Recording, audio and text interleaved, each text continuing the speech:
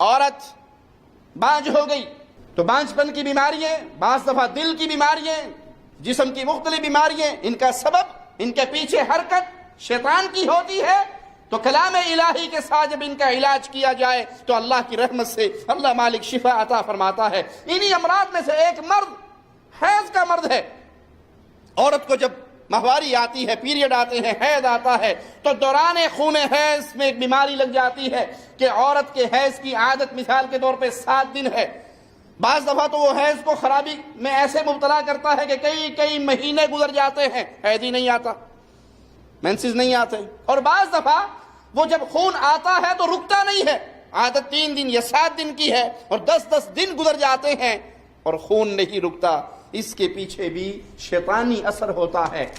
دلیل اس کی پیارے نبی صلی اللہ علیہ وسلم کا فرمان سنیے، سنن نبی داؤد حدیث نمبر 282۔ پیارے نبی صلی اللہ علیہ وسلم سے جب اس بیماری کے بارے میں سوال ہوا، 2 مرتبہ یہ سوال ہوا۔ پہلی مرتبہ آپ نے فرمایا ذالک عرق، یہ ایک رگ ہے جس سے یہ خون نکل رہا ہے، یہ ایک رگ ہے جس کی وجہ سے خون بہتا ہے۔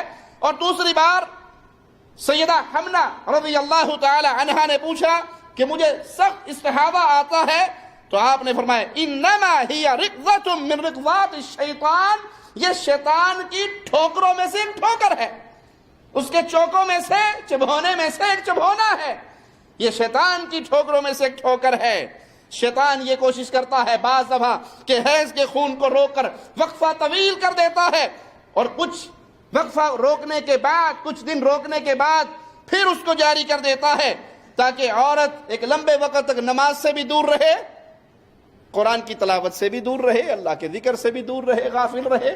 اور جتنا انسان اللہ کے ذکر سے غافل ہوگا اتنا شیطان کا اثر بڑھتا جائے گا۔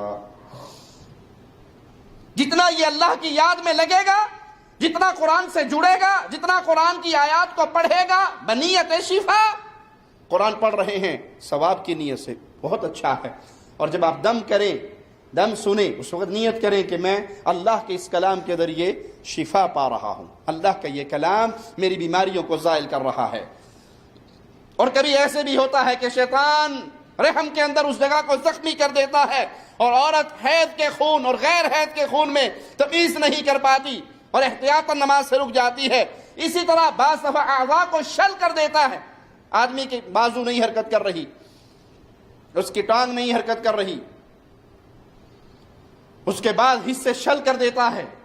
میں شیخ مطاعن کے پاس بیٹھا ہوا، جیزان کے اندر بہت بڑے سعودی عالم ہیں جو دم کرتے ہیں، تو ایک شخص اپنی بیوی کو لے کر آیا اور کہا شیخ یہ سنتی نہیں ہے، کافی عرصہ ہو گیا، بہری ہو گئی ہے۔ تو شیخ نے میرے سامنے بیٹھے ہوئے دم کر کے اس کے کان میں پھونک مار دی۔ وہاں شیطان بیٹھا ہوا تھا جس نے اس حصے کی حرکت کو روکا ہوا تھا، اور پھر اسی خاوند نے اس سے بات کی اور اس نے وہ سنی اور جواب دیا، اور سب جتنے بیٹھے ہوئے تھے سب نے اللہ اکبر کہا اور اللہ نے اس کو فوراً شفا دے دی۔ تو شیطان انسان کے جسم میں داخل ہو کر اس کے بعد حصوں کو شل کر دیتا ہے، جس سے وہ حرکت ہونا ختم ہو جاتی ہے۔ جب یہ حرکت رک جاتی ہے تو اس کے ساتھ مزید بیماریاں بھی جنم لیتی ہیں، اور ان میں جسم کے اوپر غم اور ہم چھا جاتا ہے۔ غم اور ہم یہ شیطان کا مدخل ہے، یہاں سے شیطان انسان کے اوپر حملہ آور ہوتا ہے۔ بعض دفعہ سانس کی تکلیف ہوتی ہے، بعض دفعہ دائمی سر درد ہوتا ہے۔ اور جب اس سن شدہ حصے پہ دم کیا جائے، کسی کا ہاتھ سن ہو گیا، کسی کا پاؤں سن ہو گیا، شل ہو گیا، تو اس پہ دم کیا جائے تو حرکت شروع ہو جاتی ہے۔ کیوں؟ یہ تو شل تھا، قرآن پڑھنے سے حرکت کیوں ہوئی؟ جو اندر شیطان بیٹھا ہے، جب قرآن پڑھا گیا اس نے وہ جگہ چھوڑ دی، جب وہ جگہ چھوڑ دی گئی تو اس عضو کے اندر اپنے آپ حرکت آنا شروع ہو گئی۔ اور اگر دم نہ کیا جائے، وہ مسلسل اس جگہ کو پکڑے رکھے، تو وہ انسان اسی بیماری کا شکار رہتا ہے۔